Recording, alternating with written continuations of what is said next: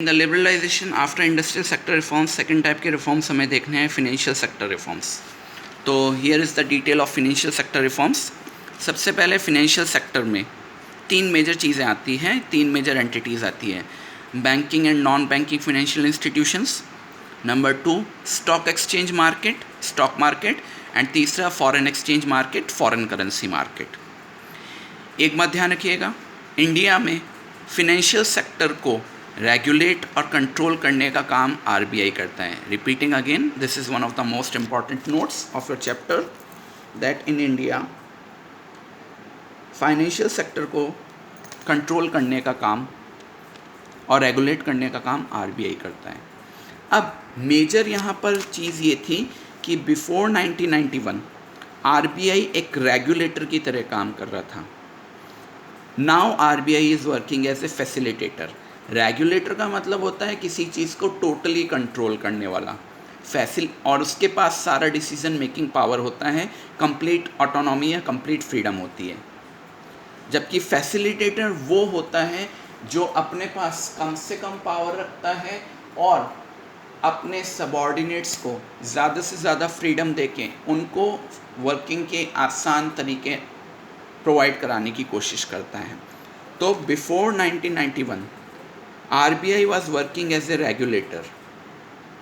After 1991 RBI became a facilitator. यहाँ पे एक छोटा सा रेफरेंस दिया है, एज ए रेगुलेटर जब 1991 से पहले RBI वर्क कर रहा था तो RBI सारे बैंकिंग स्ट्रक्चर के इंटरेस्ट रेट्स खुद डिसाइड करता था। यानी कौन सा बैंक कितना इंटरेस्ट देगा, सेविंग्स अकाउंट पे कितना इंटरेस्ट देगा, या लोन्स के ऊपर कितना इंटरेस्ट लेगा, या उनका कंप्लीट जो वर्किंग सिनेरियो था, स्पेशली इंटरेस्ट स्ट्रक्चर, वो कम्प्लीटली आरबीआई के हाथ में थे। ये सब रेगुलेटर के तौर पे था, यानी 91 से पहले।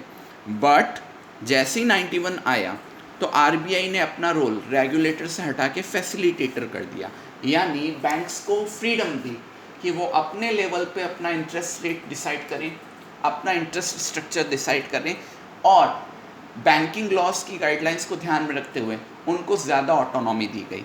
मतलब यूँ कहें कि आरबीआई ने पहले सारा पावर अपने हाथ में सेंट्रलाइज कर रखा था, बट अब वो सारा पावर उसने कमर्शियल बैंक्स को छोड़ दिया है, और कमर्शियल बैंक्स को पूरी फ्रीडम दे दी कि आप मार्केट फोर्सेस के हिसाब से, यानी मार्केट सिनेरियो के हिसाब से, मार्केट कंडीशंस के हिसाब से अपनी वर्किंग करें, हम आपकी बैकिंग के लिए हैं। बाकी डेली ऑपरेशंस में आरबीआई का कोई इतना इम्पॉर्टेंट रोल नहीं रहा।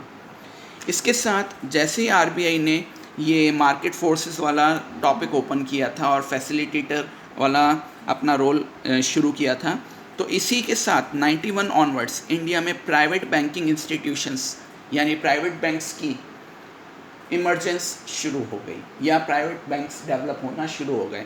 आज के टाइम में आप देख सकते हैं, आपके पास पब्लिक सेक्टर बैंक्स भी हैं, आपके पास प्राइवेट सेक्टर बैंक्स भी हैं।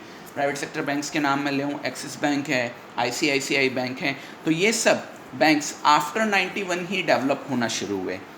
और इसके साथ एक चीज़ गवर्नमेंट ने और की, या एक चीज़ आरबीआई ने और की, कि उन्होंने फॉरेन कैपिटल फ्लो के रूल्स एंड रेगुलेशंस को इंडिया में आसान बनाया।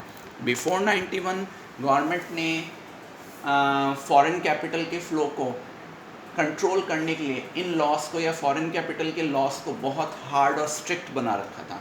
यानी इंडिया में 91 से पहले आप अगर फॉरेन कैपिटल लाना चाहते थे तो it was quite a burdensome project, but now after 91 government ने और आरबीआई ने इन लॉस को बहुत इजी गोइंग बनाया है, जिससे आज की तारीख में कोई भी कंपनी इंडिया में फॉरेन कैपिटल को आसानी से ला सकती है। You can just take an example again, Reliance and Facebook have cracked around 43,000 crore rupees deal.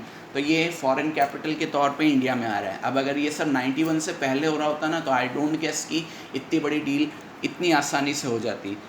और आप इसके अलावा भी बहुत सारे सेक्टर्स देख सकते हो जहाँ पे डायरेक्ट और इनडायरेक्ट वे में या स्मॉल और मेजॉरिटी वे में आपका फॉरेन कैपिटल इन्वॉल्व हो रहा है। तो ये सब 91 के बाद ही हुआ है। 91 के बाद इंडिया में फॉरेन कैपिटल का फ़्लो आसान बनाया गया है।